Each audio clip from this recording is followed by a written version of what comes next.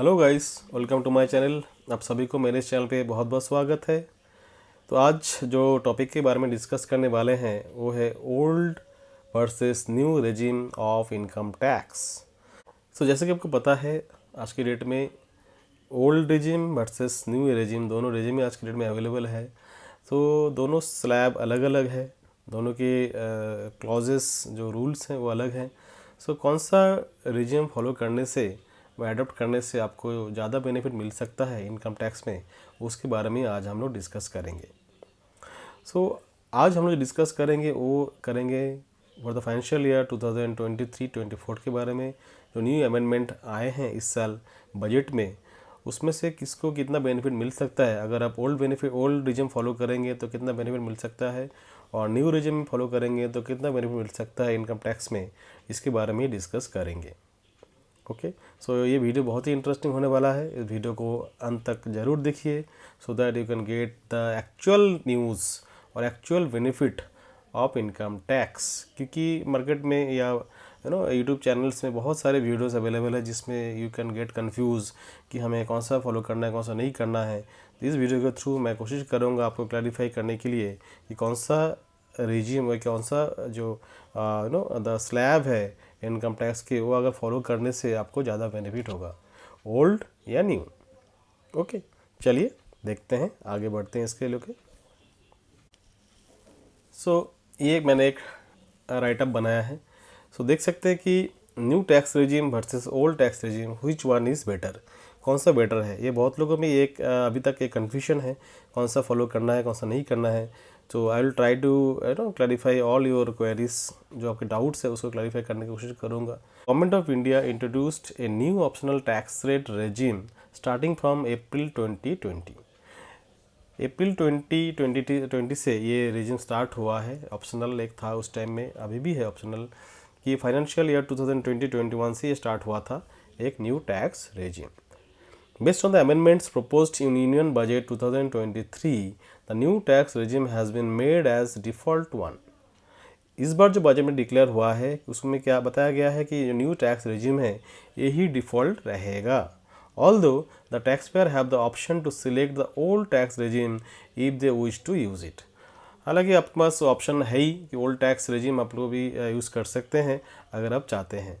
So you have to see, you have to judiciously analyse कि which tax regime आपको benefit ज़्यादा मिल रहा है, तो आप you can adopt that tax regime.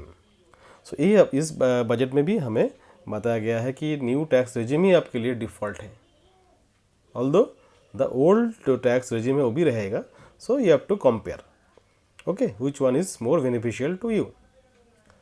It is to be noted that the old tax regime has enough room for claiming deductions against various allowances forming part of salary.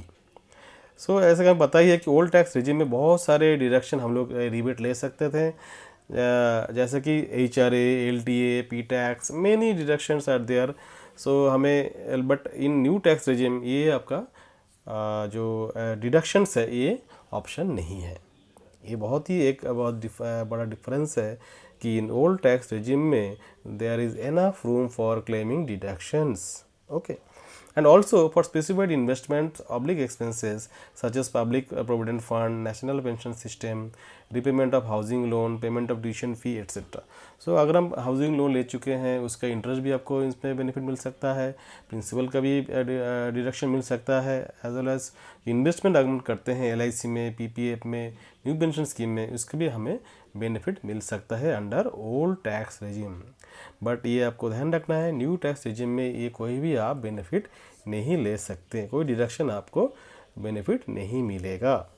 Okay, चलिए, on the other hand the new tax regime has the benefit of standard deduction and there is full rebate provided to individuals earning up to 7.5 lakh annually. तो इस साल budget में क्या बताया गया है, अगर आपका इनकम 7.5 लाख से, तो आपको एक भी पैसा इनकम टैक्स के रूप में देना नहीं पड़ेगा। ओके, क्योंकि इनकम टैक्स स्लैब तो चेंज हुआ ही है, साथ ही साथ 2-3 डिडक्शन जो हमें मिलता है न्यू टैक्स रेजिम में। One is standard deduction of 50,000, उसको आपको डिडक्शन मिलेगा, एंड जो 87A के अंडर में पहले डिडक्शन था 12,500 का, उसको भी इसमें 25,000 कर दिया गया है। सो दोनों मिला के आपको 7.5 लाख तक कोई भी इनकम टैक्स देना नहीं पड़ेगा अगर आप न्यू टैक्स रेजिम फॉलो करते हैं। ओके, बट अदर जो डिडक्शंस या रिबेट हमें लेते हैं ओल्ड टैक्स रेजिम में, जैसे कि हाउस होल्ड अलाउंस रिपेमेंट करना है, उसका इंटरेस्ट, प्रिंसिपल, फिर आपका P tax, investment under 80C, mediclaim, 80D and other जो NPS का है, ओके, तीज कुछ भी other that kind of deduction you can not get in new tax regime. Only 2 deduction आपको मिल सकता है, वो है standard deduction of 50,000 rupees and that 87A जो टैक्स बेनिफिट है 25,000 तक आपको मिल सकता है। तो इसका कैलकुलेशन कैसे, एग्जांपल हम लोग देख लेते हैं इलस्ट्रेशन, जिससे आपको पूरा मैटर समझ में आएगा। जैसे कि मान लीजिए आपका टोटल इनकम है 7.5 लाख रुपए या उससे कम, माने 7,20,000 या 7,10,000 या 7 लाख, तो उसमें आपको कैसे बेनिफिट मिल सकता है। सो अगर 7 लाख हाईएस्ट ही पकड़ लेते हैं, 7,50,000 आपका इनकम है, उसमें से 50,000 रुपीज़ जैसे कि मैंने पहले ही बताया स्टैंडर्ड डिडक्शन माइनस हो जाएगा, तो बैलेंस रह जाएगा 7 लाख रुपीज़। तो 7 लाख रुपीज़ में as per new tax regime आपका टैक्स बनता है 25,000। बट अंडर 87A आपको रिबेट जो 12,500 था पहले, उसको बढ़ा के 25,000 कर दिया गया है। सो 25,000 हम लोग इसमें अगर माइनस कर देते हैं तो आपका final tax payable will be nil. Okay, so this is the calculation. इसी आधार पे आपका अगर इनकम 7.5 लाख रुपए है, so you will have to pay 0 tax. But एक चीज़ आपने ध्यान रखना है, अगर आपका इनकम 7,51,000 है, so you have to pay the tax as per the new regime tax slab. Okay, ये आपको माइंड ध्यान में रखना है कि 1 रुपये भी अगर इनकम ज़्यादा हो जाता है तो आपको टैक्स देना पड़ेगा ही पड़ेगा। सो यही कहा जाता है कि अगर आपकी इनकम 7.5 लाख रुपए तक है, so it is good, you don't have to pay any tax. But अगर 1 रुपये भी ज़्यादा है 7.5 लाख रुपए से, so you have to choose between new and old tax regime judiciously. आपको बहुत ही सोचना है, एनालाइज करना है, then you have to select. Okay,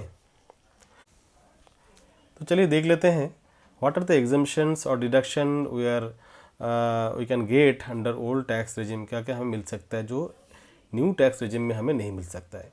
जैसे कि स्टैंडर्ड डिडक्शन 50,000, ये तो ओल्ड न्यू टैक्स रेजिम में भी है।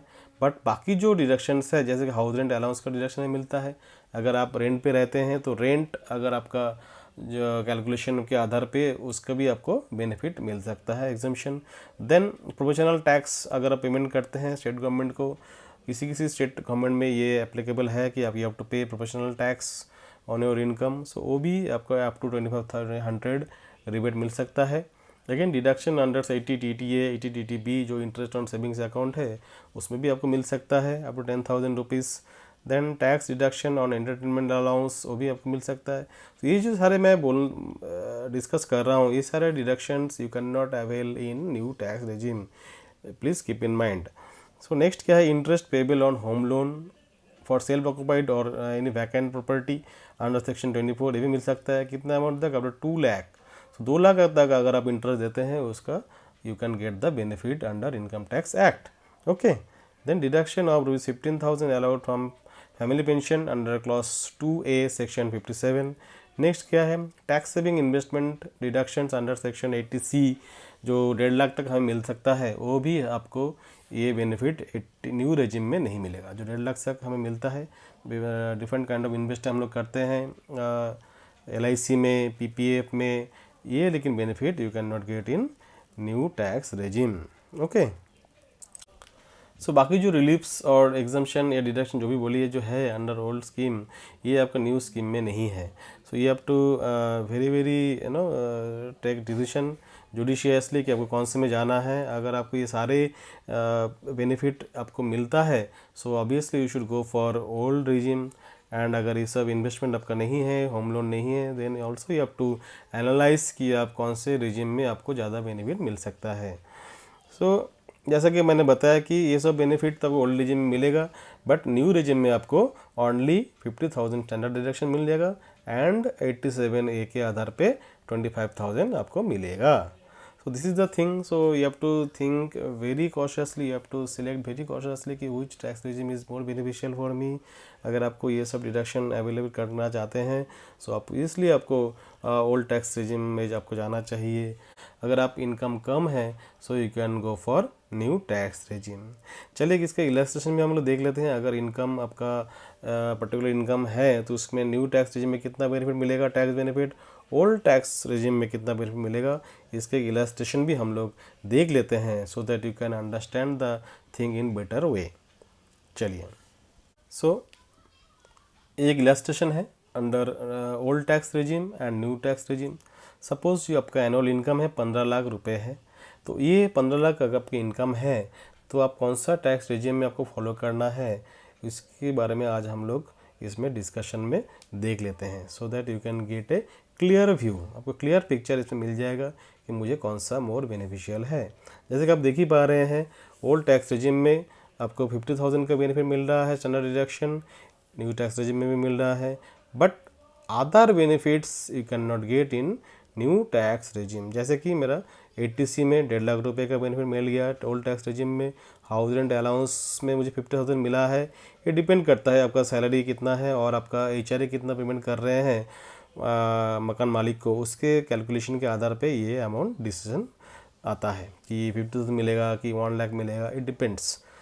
ओके सो ये बेनिफिट भी मुझे मिला हाउस रेंट अलाउंस का 50,000 रुपीज़. देन हेल्थ इंश्योरेंस मिला है 25,000 plus 50,000 for senior citizen. Next लिए हैं 80CCD1B के अंडर में न्यू पेंशन स्कीम, जिसमें आप लोग मैक्सिमम 50,000 रुपीज़ का बेनिफिट ले सकते हैं by investing in new pension scheme.